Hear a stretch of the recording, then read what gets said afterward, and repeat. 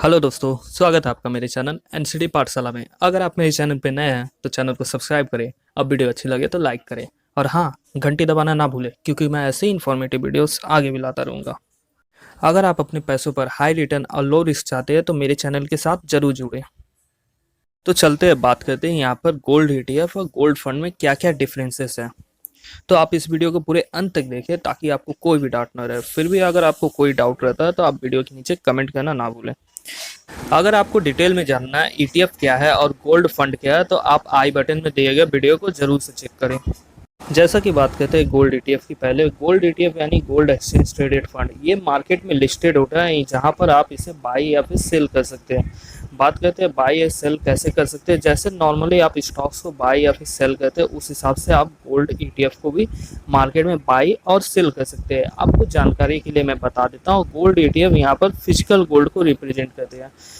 और बात करते हैं गोल्ड फंड की, तो गोल्ड फंड यानी जैसे आप म्यूचुअल फंड में इन्वेस्टमेंट करते हो शेयर मार्केट में इन्वेस्ट करने के लिए, वैसे आप यहाँ पर जब म्यूचुअल फंड वाले को पैसा देते हो तो म्यूचुअल फंड कंपनियां आपके पैसे को गोल्ड में इन्वेस्ट करती है।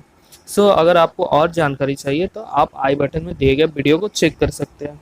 अब बात करते हैं विच इज मोर सिक्योर्ड। यहाँ पर दोनों ही फंड यानी कि ईटीएफ और गोल्ड फंड दोनों ही यहाँ पर फिजिकल गोल्ड से सिक्योर्ड है। सो आपको कोई टेंशन नहीं है यहाँ पर आपके पैसे को लेकर।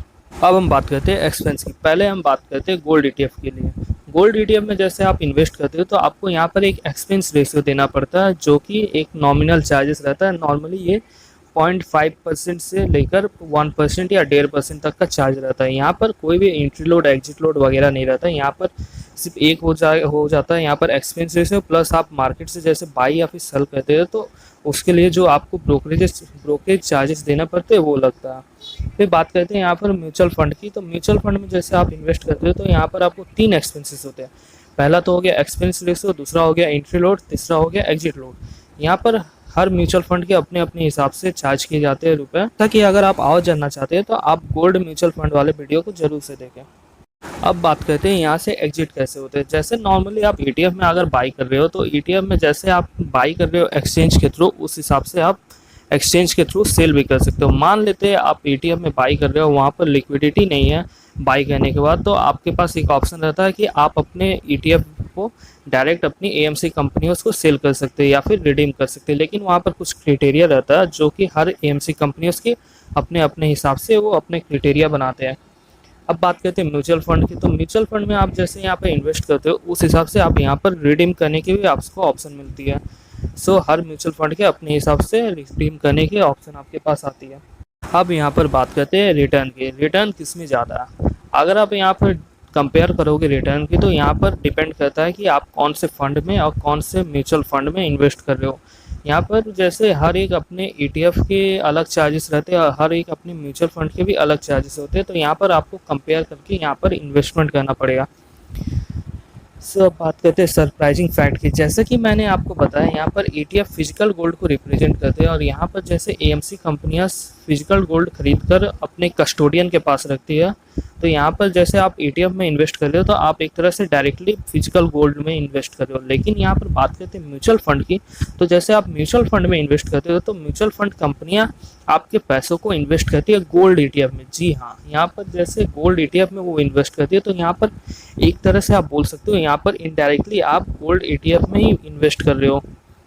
यहाँ पर एक और सरप्राइजिंग फैक्ट ये है कि आप मान लो जैसे फिजिकल गोल्ड की डिलीवरी लेना चाहते हो तो आप ईटीएफ में अगर इन्वेस्ट करके रखे हो तो आप एएमसी कंपनियों के पास जाकर वहाँ उनके टर्म्स एंड कंडीशन के हिसाब से आप फिजिकल गोल्ड की डिलीवरी ले सकते हो। जनरली ये फिजिकल गोल्ड की डिलीवरी लेने के लिए कुछ यूनिट की क्राइटेरिया रहती है, सो वो आपको फुलफिल करनी पड़ेगी तभी आपको फिजिकल गोल्ड की डिलीवरी मिलेगी। लेकिन बात करते हैं म्यूचुअल फंड की, तो यहाँ पर ऐसा कोई भी ऑप्शन नहीं है अवेलेबल है आपके पास।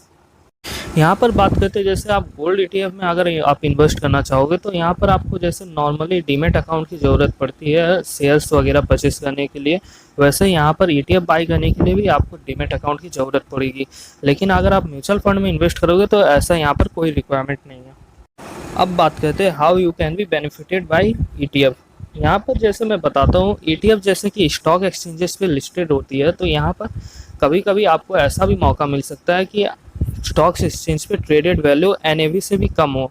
जैसे कि मैं आपको बताता हूँ एग्जांपल के लिए, जैसे 2016-17 के समय में ऐसा पीरियड था, उस समय एनएवी वैल्यू जिस हिसाब से थी उससे नीचे यहाँ पर मतलब मार्केट में परचेज सेल हो रहे थे ईटीएफ के, यानी कि आप कह सकते हो कि डिस्काउंट पे सेल और परचेज हो रहे थे।